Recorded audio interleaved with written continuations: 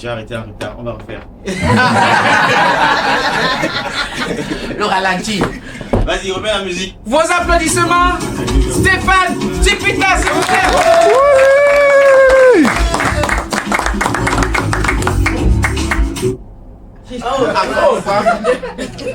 Au revoir. C'est le stagiaire ou c'est le... Bonsoir. Bonsoir. Bonsoir à tous. Je suis un peu mal parce que, vous voyez, tous les sièges ici, en fait, généralement, quand j'ai un spectacle, il y a les complices qui viennent. Donc, mes complices ne sont pas là. Donc, je prie beaucoup que mes sketchs soient drôles. Parce que généralement, c'est eux qui rient. Faites croire que je suis drôle, mais ils ne sont pas là. Mais sinon, je suis très content d'être là ce soir. Je suis très content parce que l'ambiance, c'est cosy, bougie, ça fait un peu romantique, tu vois. Et moi, ça me rappelle un truc parce qu'au Cameroun, si tu vois des gens qui sont rassemblés et qui sont entourés de bougies, ce n'est jamais par romantisme. C'est simplement parce qu'on a coupé le courant.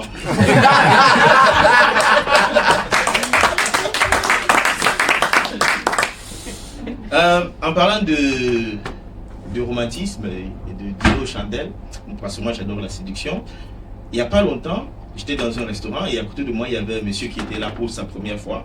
Donc il voulait manger ce qu'il n'avait jamais mangé de toute sa vie. Donc il commande une salade avec la sauce vinaigrette. La salade arrive et il y avait la sauce vinaigrette dans un petit bol. Il regarde la sauce, regarde la sauce, regarde la sauce. À un moment il appelle le serveur, gamin, viens. Où est la viande? et moi je comprends la réaction du monsieur parce que chez nous au Cameroun, une sauce doit avoir soit du poisson, soit de la viande. La seule sauce que moi j'ai vue ici en Europe, avec un peu de viande, c'est... comment on appelle cette sauce? Un peu rouge comme ça. Non, pas... Non. Non, il y a une sauce avec de la viande.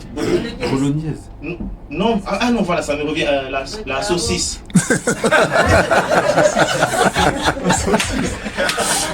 Comment ça, la saucisse? C'est la seule sauce que moi j'ai vue avec un peu de viande.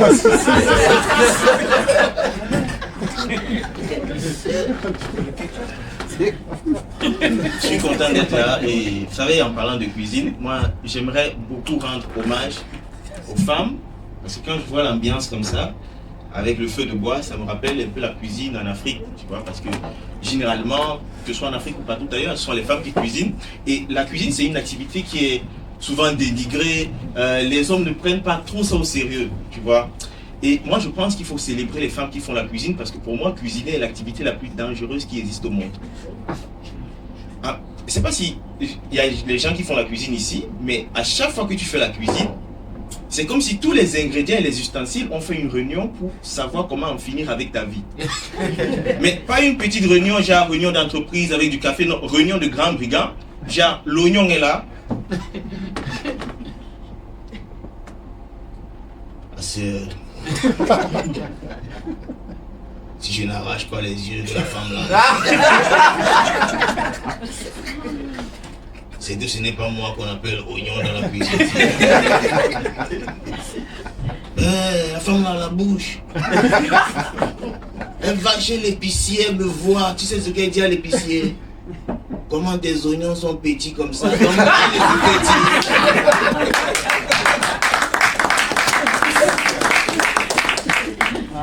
Et à côté, oignon, quand tu vas piquer de ses yeux, non, moi je vais chauffer ses doigts. Tout à l'heure, elle va m'écraser à la pierre, non, je vais lui montrer que c'est moi qu'on appelle piment dans la cuisine. Et là, plus loin, tu as le couteau. C'est piment. Il faut qu'on soit coordonné. Avant de chauffer ses doigts, attends d'abord que je lime ça.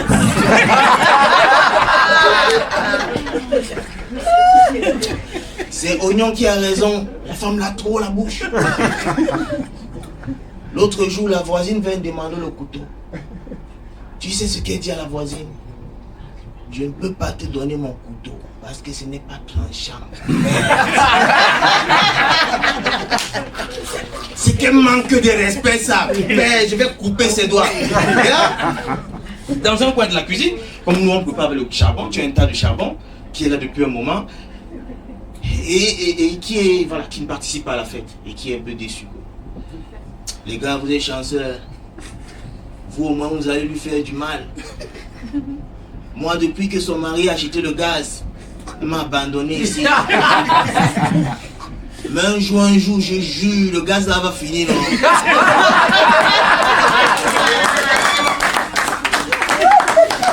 Elle va faire le feu avec moi, non? La fumée que je vais sortir. La fumée que je vais sortir. Les gars, vous allez trop faire le bruit. C'est bon. Elle a fini de me cailler, non? Elle a fendu le ventre, non? Elle a coupé les petits dessus, non? Elle a mis le sel, non? Elle va me frire, non? On va tous frire dans la cuisine. Elle va me mettre dans l'huile joie. Moi-même, je vais verser l'huile sur elle, papa. Je vais lui montrer que c'est moi le maquereau.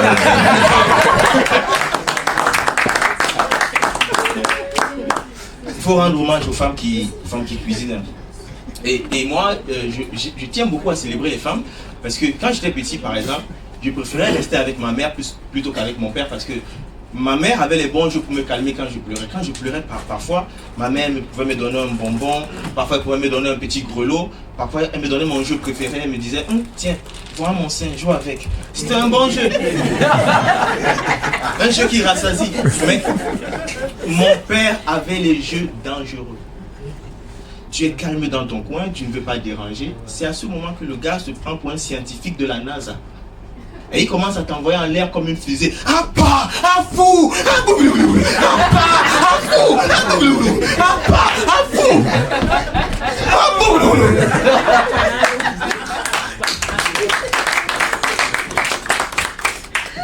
Un jour, mon père m'a lancé tellement fort que j'ai failli taper ma tête au plafond. Vous savez ce qui m'a sauvé? Vous savez ce qui m'a sauvé? On n'avait pas le plafond. Et ça, ce n'était même pas le jeu favori de mon père. Le jeu favori de mon père, c'était question pour un champion. C'est-à-dire, à chaque fois qu'on se retrouvait seul, le gars me posait toujours des questions embarrassantes. Des questions du genre...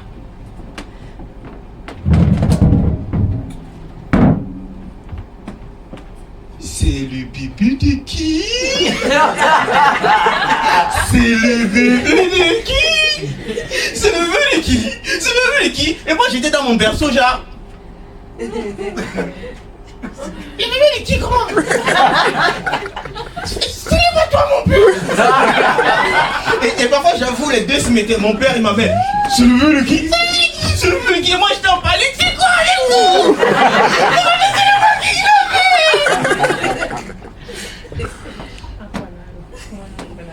Mais sinon, ce qui m'a le plus marqué quand j'étais petit, c'était le jour de mon voir bébé, ce qu'on appelle ici le baby shower.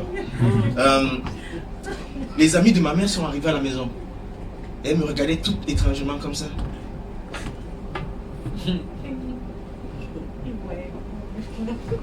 En fait, je sentais dans leur regard qu'elles ne m'aimaient pas beaucoup. Mais pour finir, elles m'ont quand même porté.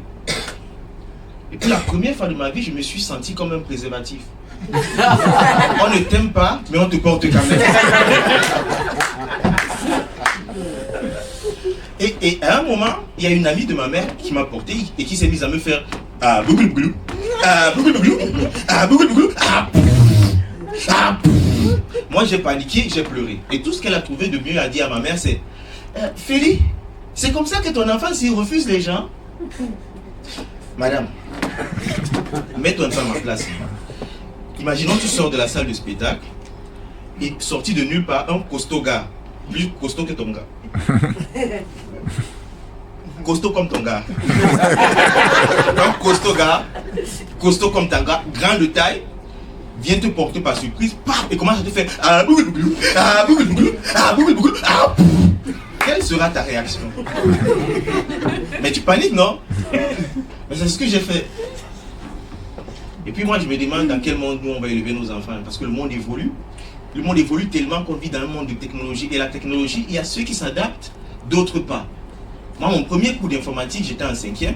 Et pendant le cours, il y a l'un de mes camarades de classe qui a eu un problème avec sa souris. Donc, il a paniqué. Monsieur, ma souris ne donne pas. Ma souris ne donne pas. Et là, l'enseignant arrive. Est-ce que l'enseignant voyait les stupéfaits? Oh, Donne-moi ça ici. Comment tu veux que ça fonctionne si tu tiens la souris comme une télécommande? Dépose ça. Tu vois, là ça fonctionne. Réfléchis. C'est une souris, c'est fait pour marcher au sol.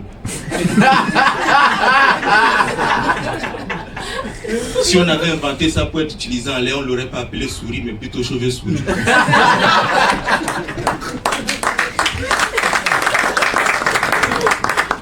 Oui, là c'est une souris. Là tu as l'écran et là tu as le clavier. Oui, le clavier AZERTY. Pourquoi on appelle ça AZERTY? En fait, le gars qui a inventé le clavier est zozoten.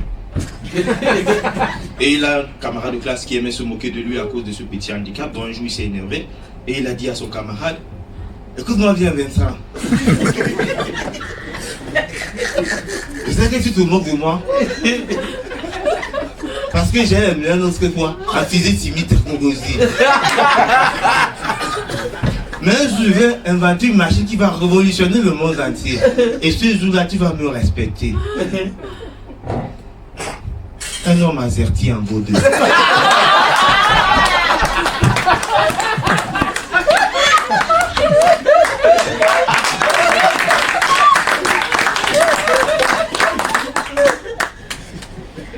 Oui, ça c'est le clavier AZERTY. Quoi? Oui, ton camarade, lui, il a un clavier QWERTY. Tu veux que je te fasse aussi l'histoire du clavier?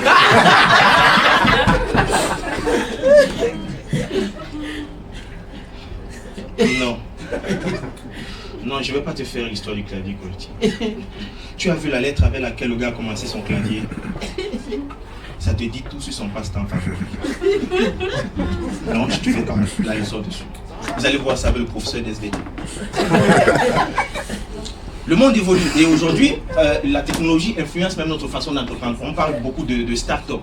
Les start-up, ce sont les jeunes entreprises, ce sont les entreprises qui viennent de commencer. Vous voyez un peu, une start-up, comment vous expliquer ça? Une start-up, contrairement à une grande entreprise, a, je vais dire quoi, peu de moyens. Donc les start-up conçuent les dons pour se développer. Les start-up conçuent des levées de fonds pour se développer. Les start-up conçuent des prêts pour se développer. En gros, le Cameroun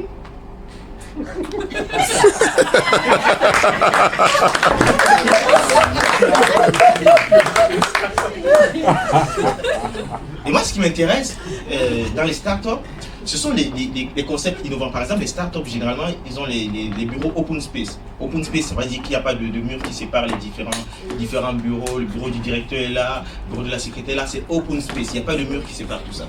Et moi je me dis c'est des concepts qui ne peuvent s'appliquer qu'aux startups.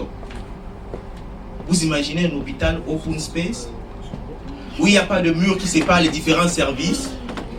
La maternité est là, les urgences sont là, la salle d'attente est là. Le chirurgien sera en train d'opérer un malade. La femme du malade serait juste derrière le chirurgien en train de bavarder.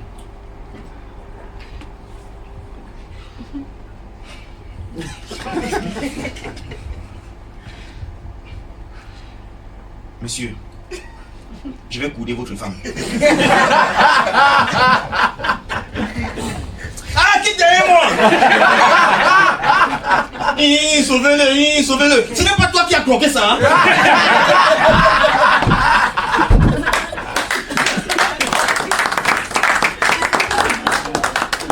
Nathalie, tu as les bébés siamois là-bas à maternité? Ah, monsieur, c'est votre jour du chance, il y a les siamois là-bas. Ils sont où?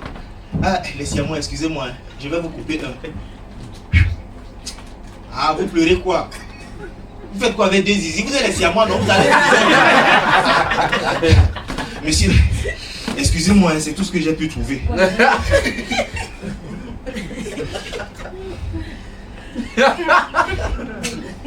Oh, madame. Monsieur, je vais couder votre femme, hein? Ah, quittez derrière moi! C'est petit, c'est petit. Le gros qui était là, c'est pas toi qui a trouvé ça.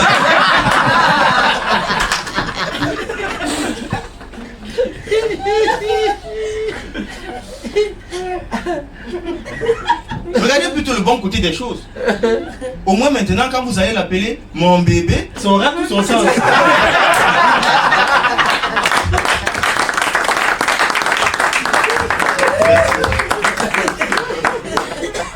Et je me dis, la technologie influence même aussi notre façon de percevoir le couple. Récemment sur Twitter, j'ai lu, c'est vrai, sur Twitter, j'ai lu récemment une fille qui a dit qu'elle ne peut pas être en couple avec un gars qui a un iPhone moins performant que le sien. Je répète, comme si vous n'avez pas bien entendu. Elle a dit qu'elle ne peut pas être en couple avec un gars qui a un iPhone moins performant que le sien. Ça veut dire quoi? Ça veut dire que si tu es en couple avec cette fille, ta relation est en danger à tout moment. Ça veut dire qu'il suffit juste qu'elle passe à l'Apple Store et qu'elle t'appelle. Allô? Oui.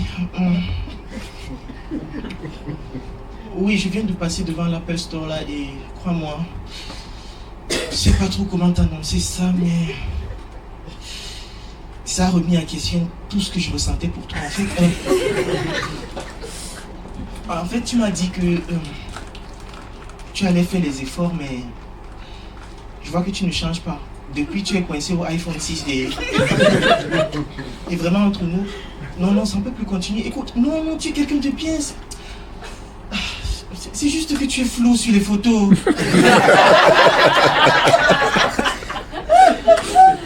Non, attends, écoute. En fait, mais tu sais que je me doutais quand même de quelque chose. Parce que tu ne peux pas être en couple avec un gars qui a un écran de téléphone qui est cassé. Je savais que tôt ou tard tu allais aussi me casser comme ça.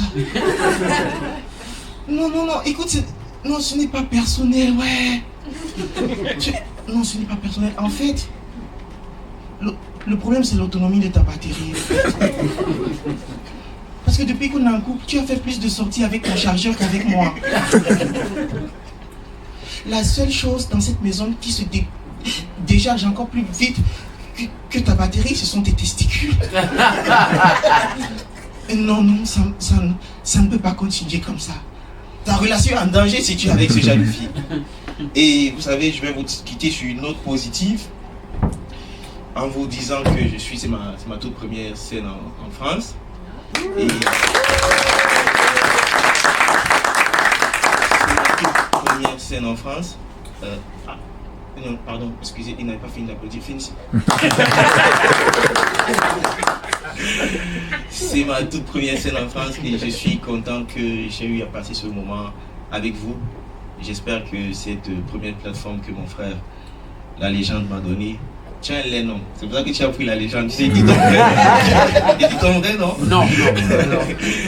Que mon frère, la légende, m'a donné, ça sera un tremplin pour beaucoup d'autres scènes et j'ai été content de partager ce moment avec Flora, Madmet, qui sont des personnes formidables. Ouais. Le stagiaire s'y veut quoi. Et sans oublier la fabuleuse Diane Nama. Merci beaucoup, merci.